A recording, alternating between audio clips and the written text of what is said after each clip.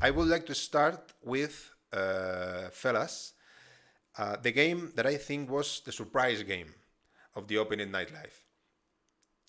It would be Dead Island 2, and this one returns after 9 years of being first announced back in the summer of 2014.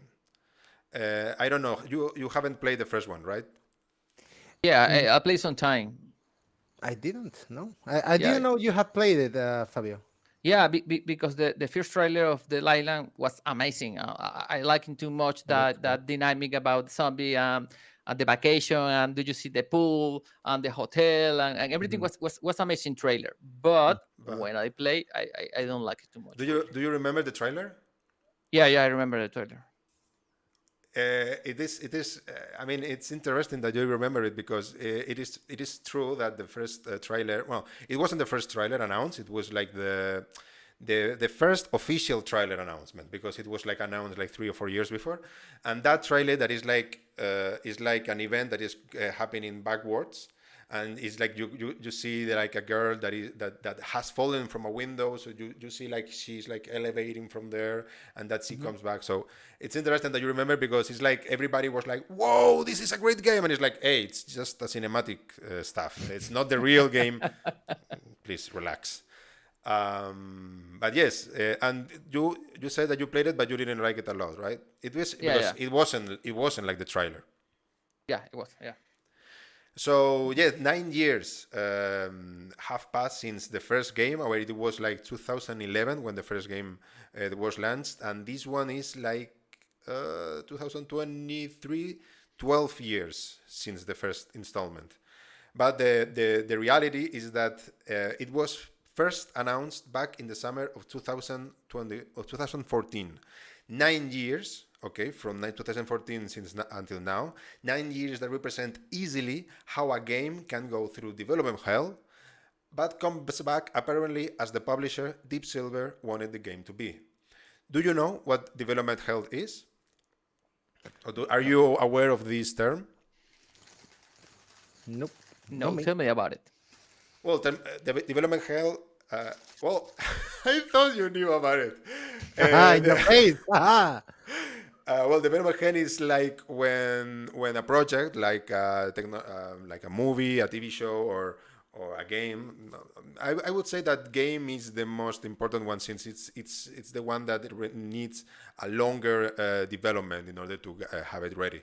Um, so development hell is when it starts. It starts the project as a normal one, but then it stops because whatever problem is happening there, and it doesn't continue. This is like a normal thing that happened in many video games, and if you think about it, in many normal projects. But in this case, it was like a huge event because it is like, I mean, it's announced for 2023, so we are talking about 9 years of a company that is spending money and money on a game that I understand that was wasted in a time. First of all, Dead Island is an action role-playing game centered on the challenge of surviving in first person a zombie-infested island called Banoi. That was the first game. It was open world, melee combat, co-op multiplayer. You could choose between four playable survivors with different skills. You can smash heads, crack skulls with the weapon of your choice. It was first developed by Dying Light creators, Techland, and Dead Island was launched in 2011 with good reviews, but was affected by initial bugs and technical issues that suffered the game when launched. That is something that happens a lot, but that it is important to mention since it is important to launch a game when it's finished, or at least that's what we think. Although nowadays games usually launch with technical issues. Um, the Police Studio informed, after releasing the continuation, Dead Island Riptide, in 2013, that Techland was not going to continue with the franchise. Only the first installment shipped 3 million units worldwide by December 2011. So that means like the game shipped like 3 million units in like 6 months or so. And by February 2013, like a year and a half, it sold, sorry, over 5 million copies after a year and a half. So for you, if I say these units, for you, do you think this is a lot? Do you think it is not enough? Do you know other figures about other games? What do The you know? thing, I think it's a good number, really. 3 million. Between 3 and 5 million in a year and a half. It's quite a lot, Yeah, especially I think for the genre that might not be the most standard, or at least not. Well, I mean, I guess it depends on the saga that you're talking about. The Resident Evil, you always know that they're going to sell a lot. Yes. But Silent Hill, obviously. yeah, But when it comes to a new game, a new kind of game with a different structure and all that, it's for example, I was looking at the numbers of Left 4 Dead, Hmm. the number two, which is one of the most famous of zombie shooting video games out there, and I think even nowadays they haven't sold even 3 million copies. So selling 3 to 5 in just a year and a half is a huge number. yeah. I think so. Yeah, I brought to you some figures if you were curious about it. For example, Dying Light 2 sold 5 million copies during its launch month, in a month. Gridfall, that is the game that you were playing, right, Casares? Hmm. Gridfall. Yeah. I was. I bought it. I bought it. I haven't played it much, to be honest. I have a lot of other stuff that I've been playing, but yeah, I want to play at some point. Yes. Well, for example, Gridfall sold 1 million in its first year, for example. Yeah. Diablo 2 Resurrected. I know that you are, or you that you played Diablo, isn't it, Fabio? yeah. Well, I play Diablo 3, but maybe 3 or 4 years later that in that announce. So I don't have the Play 4 to play, or Play 3. That I did play the second one, The Diablo second 2. one, well, Yeah. how is it? Is it Diablo or Diablo? No, right? It's Diablo. Diablo. Diablo. Diablo, Diablo. Diablo. like in Spanish, Yeah. Diablo. Well, Diablo 2 Resurrected hit 5 million copies in less than 7 months. You were talking about Resident Evil 2 Remake. Well, it sold over 10 million copies in over 3 years. 10 million copies over 3 years. It's the third best-selling game in Capcom history. I'm wondering about the first second options, but I didn't look it up. I'm thinking maybe some kind of Resident Evil, or maybe even Resident Evil 4 might Yeah, or maybe be the up first there. one if we are counting also We're all the talking times. Capcom. Capcom. Capcom is the one from that's Street Fighter also, right? Capcom, is it Uh, not? I'm sorry, what? The Street Capcom is Fighter the is one from the Street Fighter. developer. Yeah, Yeah. Capcom. Yeah. yeah. So yeah, maybe Street Fighter 2 or Yeah, one of these ones. something. Yeah. It Takes Two sold over 7 million copies. 7 It's million copies. I mean, I was like amazed when I heard this. It's Take Two is amazing. It's incredible game. I have too much fun with that game. I recommend to everybody. I will have to buy it because too many people have recommended. Do you know is I have is I buy the game. I can invite you to game. Is Oh, you not have the game? Yes, oh, that's great. Yeah. Awesome. it's the same case When with. when are you hiding the again? I want to play. I I want to have play. the game. Okay, okay. Wherever you want. You and I will have to talk then. Okay. Well, then we have Guilty Gear. Okay, reached 1 million copies in a year. Elden Ring surpassed 16,000, yes, like millions in 3 months. And obviously, GTA 5. I don't know if you could have estimated more or less what is the importance of GTA 5, but well, launched 11 million copies on its only launch day, and has reportedly sold a staggering 170 million copies worldwide by this summer that we're talking about in 11 years, because it's like it was launched like many years ago. So yes, we could say that in between 3 and 5 million copies sold, it's a really good number. And well, as I was saying, a year after Riptide, Deep Silver announced Dead Island 2 in the Sony's E3 conference. In Sony E3 conference in 2014, and this time the studio was going to be Jagger Development, who created Spec Ops: The Line back in the day. I know you didn't play it, right? You didn't play the Spec Ops: The Line. It was in PS3, Xbox 360. 360. Yeah, I mean, I know it's a good game, but I hadn't had the opportunity to play it. No. Well, this is like the second time that the trailer was like famous when we're talking about Dead Island, because we can see that the taint of acid humor is still present in the saga. Its plot is going to be months after the events of the first game in Banoi. This time, it was going to be located in California. It would be an open world, newly remade combat system, new enemies, new weapons, a better crafting multiplayer system, up to 8 people. That I think those are many people. 4 characters with different abilities, and apparently a rage mode. I like games that have rage mode. I can think of Rage 2, Borderlands. I think that for a single-player game in a first-person perspective, I think it's a good point if you're talking about a game that it's about action and it's about killing, because I like killing in video games. Please. But the thing is, this game that you can see on the screen that it was almost completed. This game was cancelled a year later. Its announcement, when, according to the studio, it was almost finished. Then, in March 2016, British studio Sumo Digital, who worked for the Little Planet franchise, Crackdown 3 and among others, was reported to be the new developer behind Dead Island 2. And this is when we could say that, for the perspective for the people, they believe that this project of Dead Island 2 was in development hell.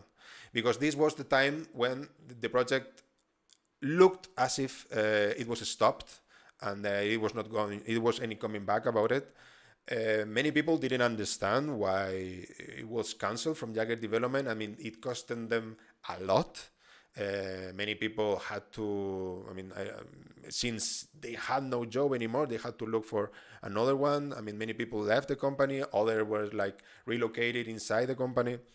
And since I've seen that for now, it's because now it's, as I said before, Jagger Development is not behind the project. They are still alive. I mean, they're still making games. I think it's they've already like launched 2 and free to play, this kind of games. And this would be the only time that I see a game that has suffered from a development hell but has returned miraculously. I don't know, guys, if you know about any other game. Well, I'm thinking about Skull and Bones, that also it's a game that has resurrected, apparently. But I don't know if you know about a game that was suddenly cancelled, or that was cancelled or apparently cancelled and then revived again.